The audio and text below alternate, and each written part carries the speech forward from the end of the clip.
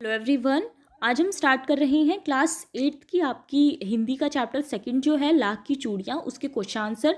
जिसका first question है आपका कि बचपन में लेखक अपने मामा के गांव चाव से क्यों जाता था और बदलू को बदलू मामा न कहकर बदलू काका क्यों कहता था। तो पहले हम पहले भाग का आंसर देते हैं कि बचपन में लेखक अपने मामा के गांव चाव से इसलिए जाता था क्योंकि लेखक के मामा के गांव में लाख की चूड़ियाँ बनाने वाला कारीगर बदलू रहता था। वह लेखक को ढेर सारी लाख की रंग बिरंगी गोलियां देता था। इसीलिए लेखक अपने मामा के गांव चाव से जाता था, क्योंकि राइटर को जो बदलू था वो छोटी छोटी लाख की गोलियां बना के दिया करता था, बिल्कुल कंचे की समान। इसीलिए उनको गांव जाना, अपने मामा के गांव जाना बहुत अच्छा लगता था। और वो उनको बदलू मामा ना कहकर काका इसलिए कहते थे क्योंकि गांव के सभी बच्चे, यानी कि जो दूसरे लोग थे, वो बदलू को बदलू काका कहा करते थे, ठीक है, कहकर बुलाते थे। इसी कारण लेखक भी बदलू को बदलू मामा ना कहकर बदलू काका कहा करता था, ठीक है। क्वेश्चन सेकंड है आपका, वस्तु विनिमय क्या है, विनिमय की प्रचलित पद्धति क्या है, ठीक है। तो वस्तु विनिमय में एक वस्तु को दूसरी वस्तु देकर लिया जाता है। वस्तु के लिए पैसे नहीं दिए जाते, वस्तु के बदले वस्तु ली दी जाती है। यानी जैसे कि चावल देकर चूड़ियाँ खरीद ली गई, या चावल देकर गेहूँ खरीद लिए गए, गेहूँ देकर चावल खरीद लिया गया, सब्जी खरीद ली गई। वस्तु के बदले में वस्तु लेना देना, पैसे नहीं देना, ठीक है। तो इसे हम वस्तु विनिमय कहते हैं। किंतु अब, यानी अब की अगर हम बात करें तो मुद्रा के चलन के कारण वर्तमान परिवेश में वस्तु का लेन देन मुद्रा के द्वारा होता है। विनिमय की प्रचलित पद्धति हमारा पैसा है, ठीक है। हम मुद्रा लेते हैं, देते हैं, और यही आज की हमारी प्रचलित पद्धति है। क्वेश्चन थर्ड है आपका, मशीनी युग ने कितने हाथ काट दिए। इस पंक्ति में लेखक ने किस व्यथा की ओर संकेत किया है।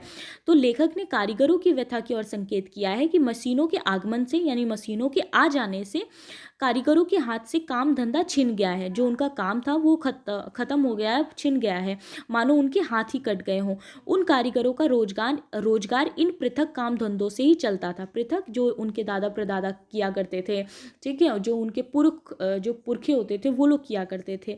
उसके अलावा उन्होंने कभी कुछ नहीं सीखा। तो इसके अलावा उन्होंने कोई और काम नहीं सीखा, क्योंकि बचपन से वो वही देखते आ रहे हैं, वही करते आ रहे हैं।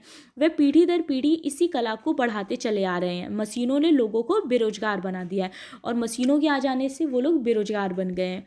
क्वेश्चन 4 है आपका कि बदलू के मन में ऐसी कौन सी व्यथा थी जो लेखक से छिपी ना रह सकी।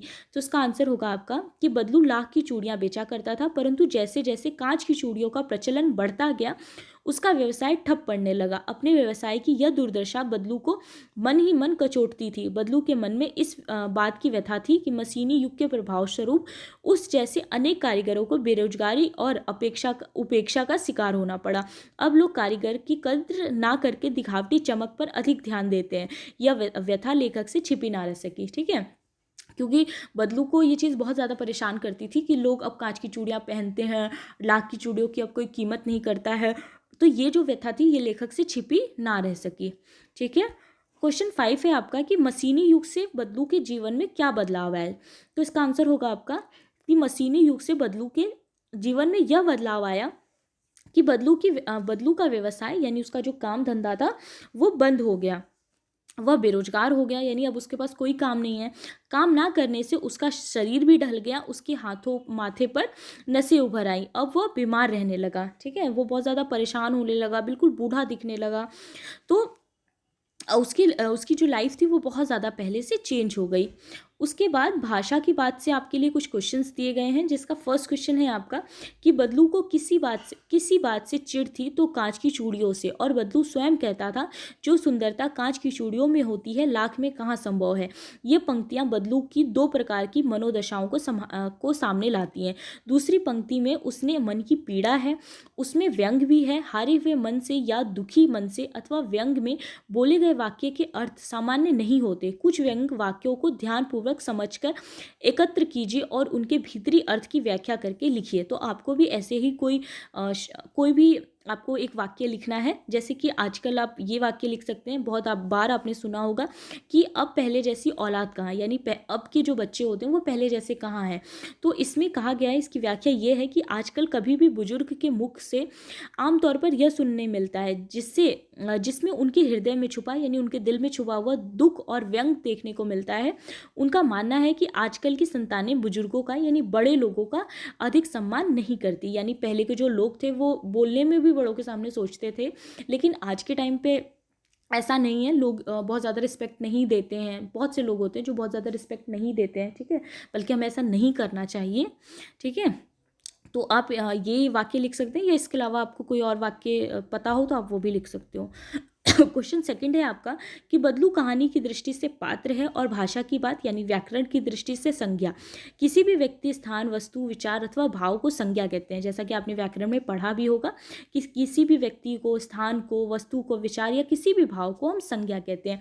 संज्ञा को 3 भागों में बांटा जाता है, जैसे कि व्यक्तिवाचक संज्ञा, जिसमें हम किसी विशेष व्यक्ति के स्थान की बात करते हैं या किसी वस्तु की बात करते हैं, जैसे कि लल्ला, रज्जो, आम, कांच, गाय इत्यादि। जातिवाचक में हम पूरे जाति की बात करते हैं, जैसे कि चरित्र, स्वभाव, वजन, आकार आदि। और भाववाचक में हम जैसे कि सुंदरता, नाजुक, प्रसन्नता इत्यादि, जिसमें कोई व्यक्ति नहीं है और ना ही आकार या वजन, परंतु उसका अनुभव होता है। पाठ से तीनों प्रकार की संज्ञाएं चुनकर आपको लिखना है। तो जैसे व्यक्तिवाचक में आप लिख सकते हो बदलू, मेल, बेलन, मचिया। जातिवाचक में आप लिख सकते हो आदमी, मकान, शहर। और भाववाचक में आप लिख सकते हो स्वभाव, रुचि और व्यथा, ठीक है। ये आपके पाठ से छाटे गए संज्ञा हैं, ठीक है, तीनों अलग अलग टाइप के। फिर क्वेश्चन थर्ड है आपका, लास्ट क्वेश्चन है ये कि गांव की बोली में कई शब्दों के उच्चारण बदल जाते हैं। कहानी में बदलू वक्त, वक्त को समय, को बखत, और उम्र को वय या आयु को उम्र कहता है। इस तरह के अन्य शब्दों को खोजिए जिनके रूप में परिवर्तन हुआ हो, अर्थ में नहीं। तो बहुत सारे जो शब्द होते हैं ना वो चेंज हो जाते हैं, जैसे कि इंसान, उसको जिसका मतलब आपका मनुष्य होता है, रंज यानी कि दुख, गम, मायूसी, जिंदगी, जीवन, औलाद, संतान, ठीक है। गांव के बहुत सारे ऐसे वर्ड होते हैं जो थोड़े से अलग बोले जाते हैं, जैसे वक्त को बखत बोलते हैं अक्सर लोग, ठीक है, उम्र को उमर बोलते हैं अक्सर। तो ऐसे ही कुछ शब्द आपको भी छांट के लिखने हैं, आप ये शब्द लिख सकते हैं, ठीक है। तो आज का ये था आपका चैप्टर, उसके क्वेश्चन आंसर। अब नेक्स्ट वीडियो में हम नेक्स्ट चैप्टर कवर करेंगे, ओके।